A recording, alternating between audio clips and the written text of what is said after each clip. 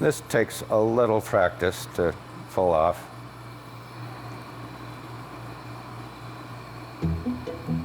Like that.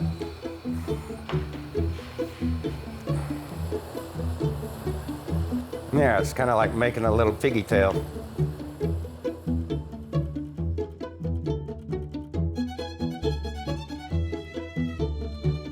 I am nearly the last neon glass bender in the state.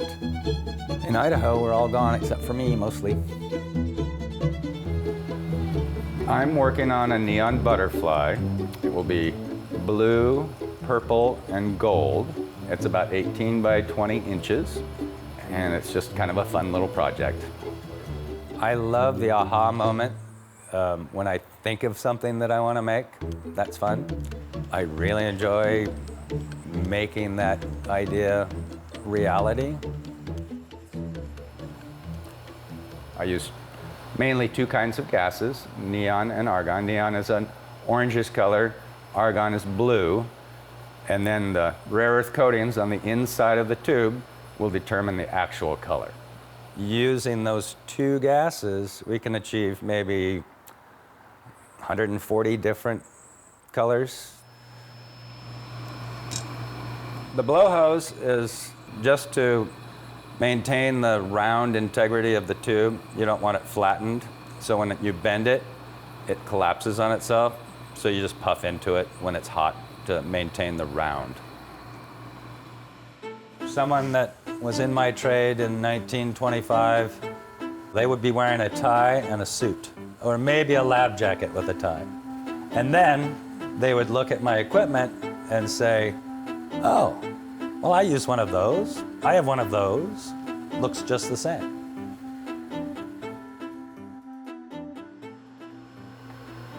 I am going to do a double back, which is this shape.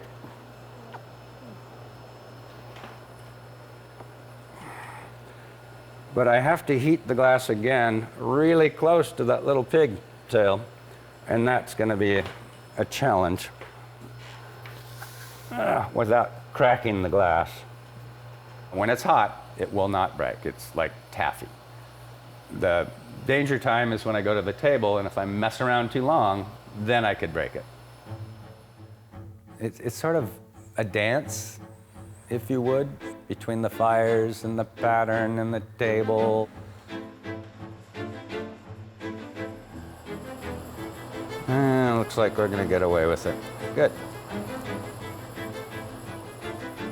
The world sort of disappears, and all I see is the glass and the fires.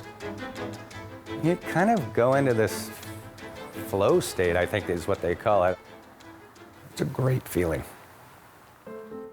When I first started, illuminated signs were all neon, and now it's LEDs, and they don't have that, that warm glow that reaches out to you and sucks you in.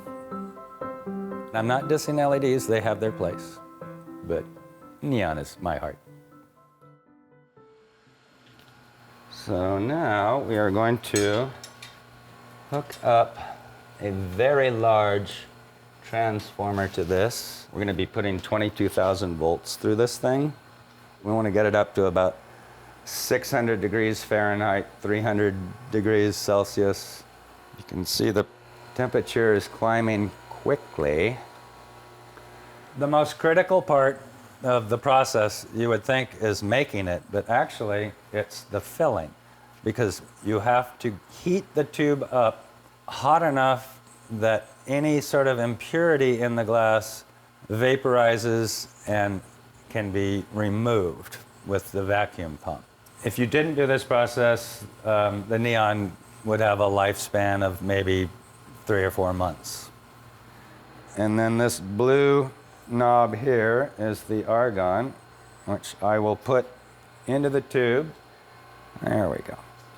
Okay, so now I'm going to just quickly flash it to make sure it's okay, which it is.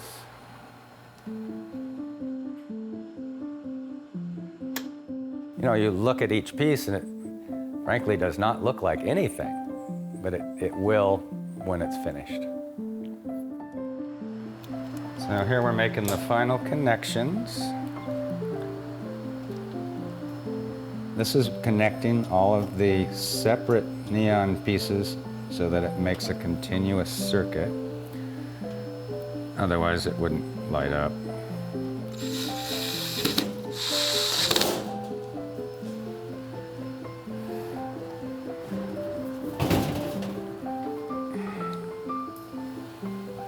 Voila. Looks good. Looks real good. You take some static piece of glass tubing, and when it's finished and lit, it literally comes alive. Every day, I see something that I had my hands on, I helped make or made, and that's really satisfying.